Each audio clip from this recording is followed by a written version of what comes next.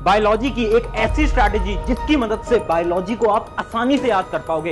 ये जो प्रॉब्लम चल रही है ना, इतनी बड़ी बायोलॉजी, इतनी मोटी एनसीईआरटी कैसे याद करें। क्लास 10 तक तो बहुत आसान थी, बट क्लास 11th में, क्लास 12th में बायोलॉजी इतनी टफ हो गई है, इतनी मुश्किल हो गई है। रिवीजन कैसे करें, ये सारी प्रॉब्लम खत्म हो जाएगी, और वो भी सिर्फ और सिर्फ एक ऐसा हैक जिसकी मदद से बायोलॉजी में आप फुल मार्क्स बहुत आसानी से स्कोर कर पाओगे।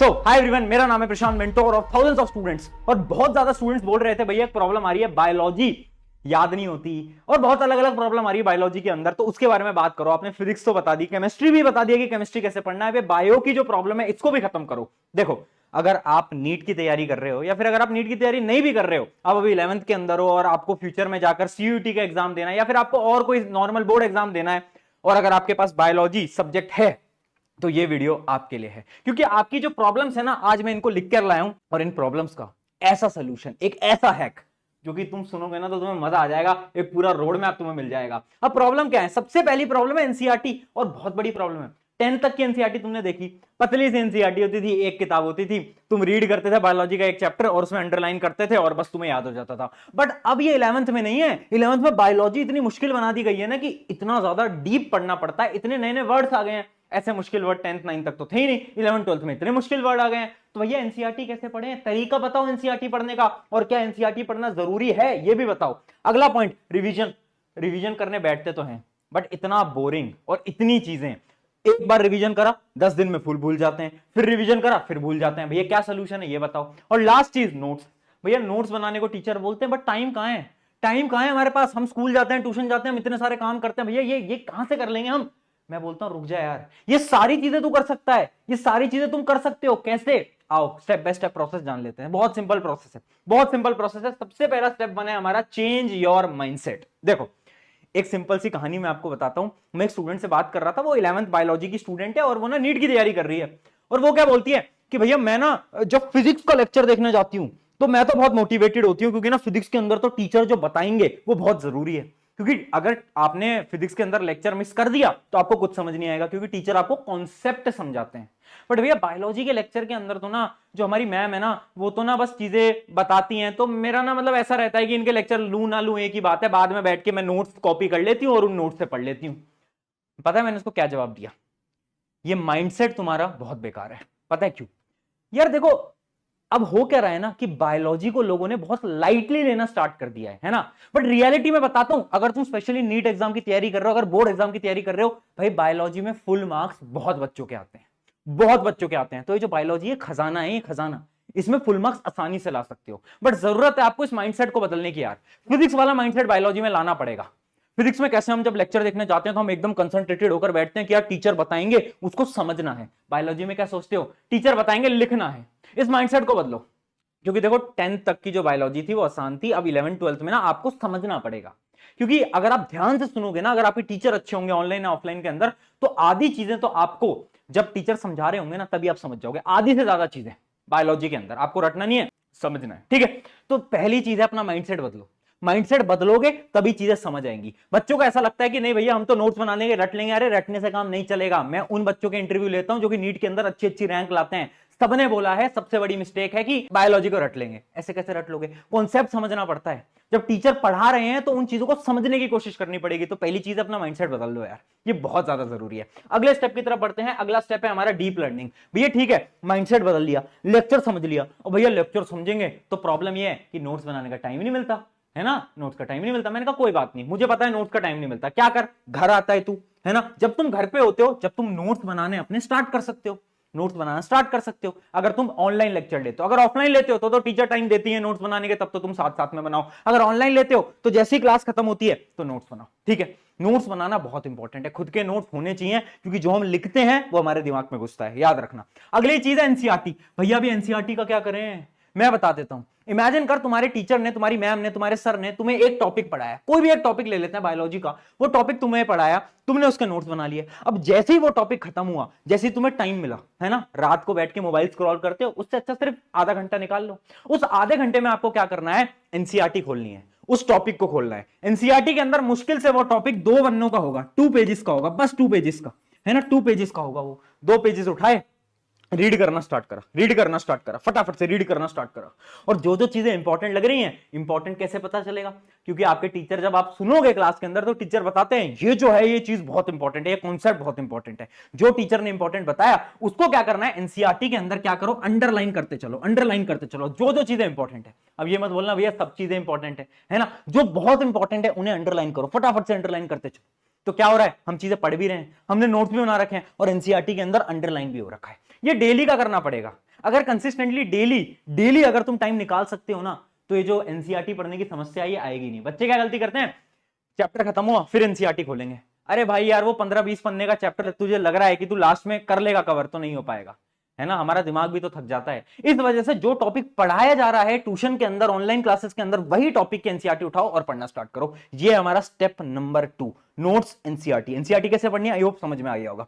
सिर्फ अंडरलाइन करना है, एक हाईलाइटर ले लो या फिर एक पेंसिल ले लो, काम बन जाएगा। आगे बढ़ते हैं। अगला हमारा पॉइंट है रिवीजन। भैया ये है ना, ये है सबसे बड़ी प्रॉब्लम, क्योंकि रिवीजन तो नहीं हो पा रहा है ना, टाइम नहीं मिल पा रहा है ना यार भैया, है ना। अगर हम रिवाइज कर भी लेते हैं तो आज का रिवाइज करते हैं तो कल का भूल जाते हैं। मेरे दोस्त, ये तेरी प्रॉब्लम नहीं है, ये सबके साथ हो रहा है। सोल्यूशन क्या है? 2 टाइप के रिवीजन होते हैं, करंट सिलेबस और जो पुराना सिलेबस है, जो कि तुमने 1 वीक पहले, 2 वीक पहले, 1 महीने पहले पढ़ा था, ठीक है। दोनों के रिवीजन करने पड़ेंगे। कैसे करेंगे? करंट सिलेबस का रिवीजन मत करें, काम चल जाएगा। भैया नहीं करें मतलब आप क्या बोल रहे हो? हमारे टीचर तो डेली बोलते हैं कि रिवाइज करके आओ। मैं बताता हूं तुम्हारे टीचर क्या बोलते हैं। तुम्हारे टीचर चाहते हैं कि तुम एक बार नोट्स पढ़ के आओ, यही चाहते हैं वो। तो ये नहीं बोल रहे तुम डेली 2 घंटा रिवाइज करके आओ, नहीं नहीं नहीं। तुम्हें जो लिखवाया जा रहा है नोट्स के अंदर, तुम बस उनको एक बार बस रीड करो, रीड करो, है ना। और आपको बता दिया है कि एनसीईआरटी तो आपको एक बार पढ़नी है उस टॉपिक की। अगर आप ये काम कर रहे हो ना, तो आपके करंट सिलेबस का रिवीजन हो रहा है। रिवीजन बस इतना सा है। करंट सिलेबस जो आज पढ़ाया, घर गए, नोट्स खोले, एक बार रीड करा, एनसीईआरटी देखी, अंडरलाइन करे 2 पन्ने, काम खत्म। करंट सिलेबस का रिवीजन डन, बस इतना सा। अब भैया ये जो पुराना सिलेबस है, जो हमारी याददाश्तों के अंदर बैठा हुआ है, उसका क्या करें? वो तो हम भूल जाते हैं। मैं कहता हूं देख, इसका ना कुछ डिफरेंट तरीका होता है। मैं बस तुम्हें एक तरीका सजेस्ट कर रहा हूं जो कि तुम कर सकते हो, फॉलो करके देखना, मजा आ जाएगा।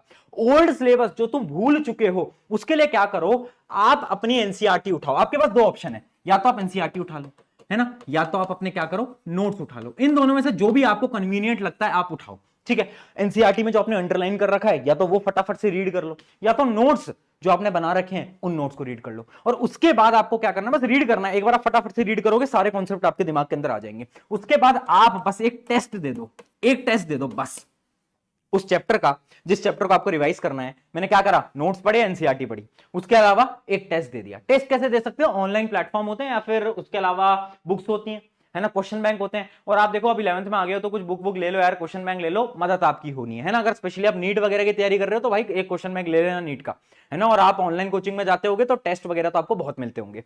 तो एक टेस्ट उठाया और टेस्ट देना स्टार्ट करा। अब हुआ क्या, यहां से हमारे कॉन्सेप्ट क्लियर हो गए।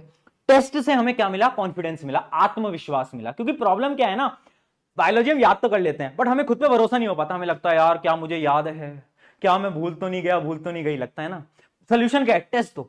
जब टेस्ट दोगे और जब नंबर आएंगे तो लगेगा कि यार हाँ यार याद तो है। और ऐसा भी हो सकता है कि नंबर ना आए। जब नंबर ना आए तो खुद को डिमोटिवेटेड फील नहीं होना, खुद को ऊपर उठाना है और बोलना है वापस से एक बार रिवाइज करता हूं, वापस से एक बार रिवाइज करता हूं, है ना। खुद से ये बोलना है। ये क्या हो गया? रिवीजन का स्टेप। अगर रिवीजन में इतना कर दोगे ना, मैं सही बता रहा हूं, तुम 99% लोगों से आगे बढ़ जाओगे। क्योंकि रिवीजन सबके बस की बात नहीं है। मैं यहां पर खड़े होकर डंकी की चोट पे बोल सकता हूं, अगर आज इस वीडियो को कितने भी बच्चे देख रहे हैं, इमेजिन कर लेते हैं 50,000 बच्चे देख रहे हैं, उनमें से 1000 बच्चे होंगे सिर्फ जो कि रिवाइज करेंगे। आज मैं बोल रहा हूं इस बात को, गारंटेड।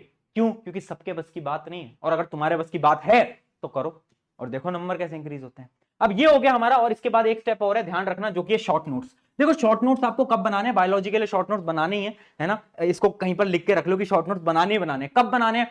तुम्हारे स्कूल के अंदर, तुम्हारे ट्यूशन के अंदर वो होते हैं ना, पार्ट टेस्ट होते हैं, यूनिट टेस्ट होते हैं, पीरियोडिक टेस्ट होते हैं। जब तुम्हारे पीरियोडिक टेस्ट स्टार्ट होने वाले हैं या फिर तुम्हारी कोचिंग के अंदर कोई टेस्ट होने वाला है, उस टेस्ट से पहले आपको क्या करना है, जो भी चैप्टर आ रहे हैं, मान लो 3 चैप्टर आ रहे हैं, 4 चैप्टर आ रहे हैं, उन 3-4 चैप्टर के बैठ के फटाफट से शॉर्ट नोट्स बनाना है ना। शॉर्ट नोट्स के ऊपर मैंने एक वीडियो बना रखी है कि शॉर्ट नोट्स कैसे बनाते हैं। वो वीडियो की मैं लिंक डिस्क्रिप्शन में दे दूंगा, आप ना फटाफट से वो वीडियो देख लेना। शॉर्ट नोट्स की प्रॉब्लम सारी समाप्त हो जाएगी एक से, ठीक है। शॉर्ट नोट्स बनाने हैं। क्यों बनाने हैं? क्योंकि यार एग्जाम टाइम में उन बड़े नोट से रिवाइज नहीं कर सकते, बिल्कुल नहीं कर सकते, इस वजह से बनाने पड़ेंगे, और कोई ऑप्शन नहीं है, ठीक है।